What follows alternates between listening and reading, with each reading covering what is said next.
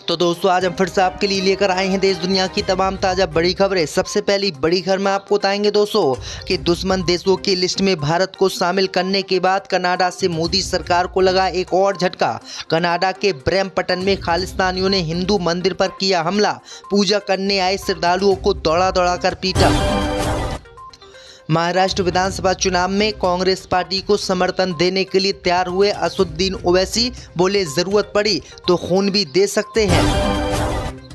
वक्फ board संशोधन विधेयक को लेकर मोदी सरकार को लगा एक और झटका। टीडीपी के बाद वक्फ बोर्ड संशोधन विधेयक के विरोध में उतरी जेडीयू। नीतीश कुमार मुसलमानों की सभा में होंगे शामिल, मोदी सरकार पास नहीं करवा पाएगी वक्फ संशोधन विधेयक। महाराष्ट्र विधानसभा चुनाव का नतीजा देखकर पाला बदल सकते हैं अजीत पवार, भाजपा की बड़ी चिंता। उत्तर प्रदेश में बंद होंगे 27,000 सरकारी स्कूल। सरकारी स्कूलों में 50 बच्चे भी नहीं जा रहे हैं पढ़ने। बहराइच की तरह अब बिहार के भागलपुर में हिंदू मुसलमान का दंगा कराने की आरएसएस के कार्यकर्ताओं ने की कोशिश। मस्जिद के सामने लहराया भगवा झंडा, बजाए गंदे गाने, माहौल बिगाड़ने की कोशिश, पुलिस अलर्ट पर। मुस्लिम महिला ने सीएम योगी आदित्यनाथ को दी थी जान से मारने की धमकी, आरोपी महिला हुई गिरफ्तार, जांच में हुए कई खुलासे। तो दोस्तों सभी खबरों को आपको एक एक कर बताने वाले हैं, वीडियो को लाइक कर चैनल को सब्सक्राइब कर दें। इससे बीच पर तो दोस्तों अगली खबर की ओर तो कनाडा से मोदी सरकार को लगा एक और झटका। कनाडा के मंदिर पर खालिस्तानियों ने किया हमला, श्रद्धालुओं को दौड़ा दौड़ा कर पीटा। जब दोस्तों आपको बता दें कि कनाडा से मोदी सरकार को आज फिर से बड़ा झटका लगा है। कनाडा ने पहले भारत को दुश्मन देशों की लिस्ट में शामिल किया, उसके बाद कनाडा के मंदिर पर आज खालिस्तानियों ने हमला कर दिया है। खबर सामने निकल कर आई दोस्तों कि कनाडा के ब्रैम्पटन में खालिस्तानियों ने हिंदुओं के मंदिर को निशाना बनाया है और इसमें पूजा करने आए हिंदुओं को दौड़ा दौड़ा कर पीटा है। वहीं आपको बता दें कि खालिस्तानियों ने हिंदुओं से कहा है कि वो कनाडा छोड़कर हिंदुस्तान चले जाएं, क्योंकि कनाडा उनका नहीं बल्कि खालिस्तानियों का देश है और यहाँ हिंदुओं के रहने की इजाजत नहीं है। वहीं आपको बता दें कि इससे पहले भी खालिस्तानियों ने कनाडा में कई मंदिरों पर हमला किया था और हिंदुओं के साथ बदसलूकी की थी और एक बार फिर से कनाडा में हिंदुओं पर हमला हुआ है। इसी बीच पर तो दोस्तों अगली खबर की ओर तो महाराष्ट्र विधानसभा चुनाव में ओवैसी ने बीजेपी को समर्थन देने से किया इनकार, बोले जरूरत पड़ी तो कांग्रेस का करेंगे समर्थन। जब दोस्तों आपको बता दें कि महाराष्ट्र विधानसभा चुनाव में वोटिंग के कुछ ही दिन बचे हैं। वोटिंग से पहले असदुद्दीन ओवैसी ने अपने मन की बात दुनिया के सामने रख दी है। खबर सामने निकल कर आई दोस्तों कि असदुद्दीन ओवैसी ने महाराष्ट्र में बीजेपी को समर्थन देने से साफ इनकार कर दिया है। असदुद्दीन ओवैसी ने कहा है कि अगर महाराष्ट्र में बीजेपी की सरकार नहीं बन पाती है और अगर उनको हमारा समर्थन चाहिए तो हम बीजेपी को किसी भी कीमत पर समर्थन नहीं देंगे। असदुद्दीन ओवैसी ने कहा है कि अगर कांग्रेस पार्टी को हमारी जरूरत सरकार बनाने में महाराष्ट्र में पड़ती है तो हम महाराष्ट्र में कांग्रेस पार्टी को समर्थन देने के लिए तैयार हैं, लेकिन हम किसी भी कीमत पर बीजेपी को समर्थन नहीं देंगे। यानी असदुद्दीन ओवैसी समर्थन देने के लिए तैयार हो गए हैं। इससे बीच पर तो दोस्तों अगली खबर की ओर तो वक्फ बोर्ड के खिलाफ मोदी सरकार को लगा एक और झटका। टीडीपी के बाद अब नीतीश कुमार हुए खिलाफ, जेडीयू नहीं करेगी वक्फ बोर्ड के समर्थन में वोट। जब दोस्तों आपको बता दें कि वक्फ बोर्ड संशोधन विधेयक को लेकर मोदी सरकार की नींद उड़ी हुई है। बीजेपी के सहयोगी लगातार बीजेपी से इस बिल को वापस करने की मांग कर रहे हैं, दूसरी तरफ मुसलमान भी इसको लेकर प्रदर्शन कर रहे हैं। इसी जद्दोजहद में फंसी भाजपा के लिए बिहार से बड़ा झटका लगा है। खबर सामने निकल कर आई दोस्तों की चंद्रबाबू नायडू की टीडीपी ने वक्फ बोर्ड संशोधन विधेयक में बीजेपी का साथ देने से इनकार कर दिया है और इस बिल को वापस लेने की मोदी से मांग की है। इसी राह पर चलते हुए अब बिहार से मोदी सरकार की नींद उड़ गई है। खबर सामने निकल कर आई दोस्तों कि बिहार में बीजेपी के साथ सरकार चला रही जेडीयू भी वक्फ बोर्ड संशोधन विधेयक के विरोध में है और उसने भी मोदी सरकार से इस कानून को वापस लेने की मांग की है। खबर ये भी सामने निकल कर आई दोस्तों कि 25 नवंबर को बिहार के पटना में होने वाली वक्फ बोर्ड के विरोध में रैली में नीतीश कुमार शामिल होंगे। इसका दावा जामिया उलमाए हिंद के मौलाना ने किया है। अगर दोस्तों नीतीश कुमार और जेडीयू नीतीश कुमार और चंद्रबाबू नायडू इस बिल के विरोध में हो जाते हैं तो मोदी सरकार इस बिल को वापस ले लेगी, क्योंकि इनके ही सपोर्ट से केंद्र में मोदी सरकार चल रही है। इसी बीच पर तो दोस्तों अगली खबर की ओर तो महाराष्ट्र विधानसभा चुनाव का नतीजा देख पाला बदल सकते हैं अजीत पवार। ये दोस्तों आपको बता दें कि अगर महाराष्ट्र विधानसभा चुनाव में सत्तारूढ़ महायुति को बहुमत नहीं मिला और विपक्ष की महाविकास अखाड़ी कुछ सीटों की कमी से सत्ता से दूर रही तो अजीत पवार पाला बदल सकते हैं।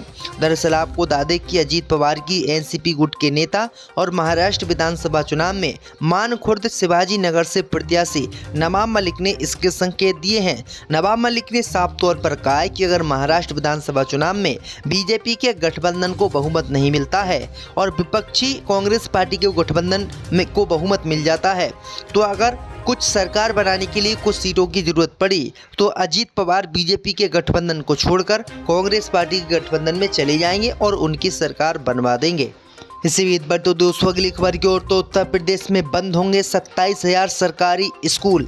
जी दोस्तों आपको बता दें कि उत्तर प्रदेश से बड़ी खबर सामने आ रही है। यहाँ करीबन 27,000 बेसिक स्कूल बंद हो सकते हैं। शिक्षा विभाग ने इसकी तैयारी लगभग पूरी कर ली है।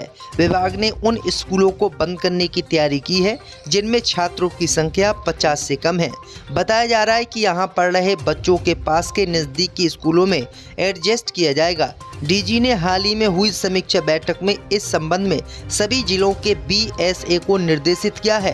प्रदेश में 27,000 बेसिक स्कूल जल्द बंद हो सकते हैं।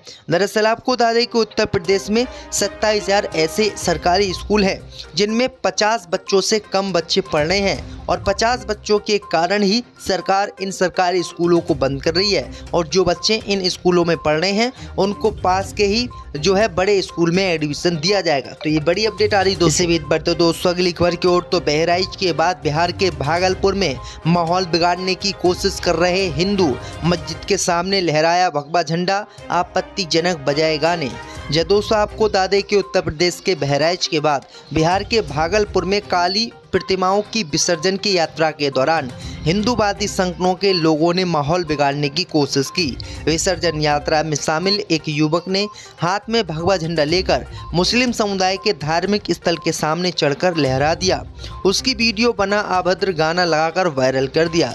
वीडियो वायरल होने पर मुस्लिम समुदाय के लोग भड़क गए। उन्होंने इसका विरोध करते हुए आरोपी की गिरफ्तारी की मांग की है। घटना से गुस्साई लोग विसर्जन यात्रा मार्ग पर हंगामा करने लगे। इस बीच दोनों पक्ष आमने सामने आ गए। घटना के बाद मौके पर भारी पुलिस फोर्स पहुंच गया है और माहौल तनावपूर्ण होता देख पुलिस के आला अधिकारी भी मौके पर पहुंच गए हैं। दरअसल आपको बता दें कि ऐसी ही घटना उत्तर प्रदेश के बहराइच में हुई थी और एक मुसलमान के घर पर हिंदू व्यक्ति ने हरा झंडा उतारकर भगवा झंडा लहरा दिया था, जिसके बाद उसकी हत्या कर दी गई थी। इससे बीच पर तो दोस्तों अगली खबर की ओर तो मुस्लिम महिला ने सीएम योगी को दी जान से मारने की धमकी। आरोपी की गिरफ्तारी के बाद हुए चौंकाने वाले खुलासे। जय दोस्तों आपको बता दें कि मुंबई पुलिस ने शनिवार को Mumbai traffic police control room को एक व्हाट्सएप मैसेज भेजा गया था जिसमें योगी आदित्यनाथ को जान से मारने की धमकी दी गई थी। अनजान नंबर से आए व्हाट्सएप मैसेज में लिखा था कि अगर उत्तर प्रदेश के मुख्यमंत्री सीएम योगी आदित्यनाथ ने 10 दिन के भीतर उत्तर प्रदेश के मुख्यमंत्री पद से इस्तीफा नहीं दिया तो बाबा सिद्दीक की तरह उनकी भी हत्या कर दी जाएगी। जिसके बाद पुलिस ने मामला दर्ज कर आरोपियों की तलाश शुरू कर दी। मुंबई पुलिस ने जांच के बाद फातिमा खान को गिरफ्तार किया है। जांच में पता चला है कि मैसेज फातिमा के नंबर से भेजा गया था। पुलिस सूत्रों ने बताया है कि खान ने उच्च शिक्षा प्राप्त की है लेकिन वह मानसिक समस्याओं से ग्रसित है। आरोपी महिला के पास आईटी में बीएससी की डिग्री और वह अपने परिवार के साथ मुंबई के पास ठाणे में रहती है। सूत्रों ने बताया है कि फातिमा पिता का लकड़ी का कारोबार है। वहीं आपको बता दें कि फातिमा ने बताया है कि उसके दिमाग की हालत ठीक नहीं है और दिमाग की हालत ठीक नहीं होने के कारण ही उसने योगी आदित्यनाथ को जान से मारने की धमकी दी थी। अब पुलिस और जांच कर रही है। अब देखते हैं आगे इसमें क्या कार्रवाई होती है। इसी बीच पर तो दोस्तों अगली खबर की ओर तो महाराष्ट्र चुनाव के बीच नवाब मलिक को लगा बड़ा झटका, दामाद समीर खान की हुई मौत। जो दोस्तों आपको बता दें कि राष्ट्रवादी कांग्रेस पार्टी के नेता नवाब मलिक के दामाद समीर खान का निधन हो गया है। इसकी जानकारी महाराष्ट्र के पूर्व मंत्री ने रविवार को सोशल मीडिया पर शोक व्यक्त करते हुए दी है।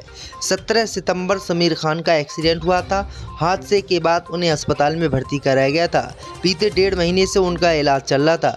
महाराष्ट्र चुनाव से पहले दामाद का यूं जाना कहीं ना कहीं नवाब मलिक के लिए बड़ा झटका है। समीर खान का एक्सीडेंट तब हुआ जब वह अपनी पत्नी नीलोफर नियामत मेडिकल कॉलेज के लिए अस्पताल गए थे। वे अपनी गाड़ी का इंतजार कर रहे थे, तभी उनके ड्राइवर ने गलती से उन पर ही गाड़ी चला दी। ड्राइवर अब्दुल अंसारी ने पुलिस को बताया कि उनसे गलती से ब्रेक के बजाय एक्सीलेटर दबा दिया, जिससे उनके खान से टकराने से पहले कई खड़ी बाइकों को टक्कर मारी थी। तो ये बड़ी अपडेट आ रही दोस्तों।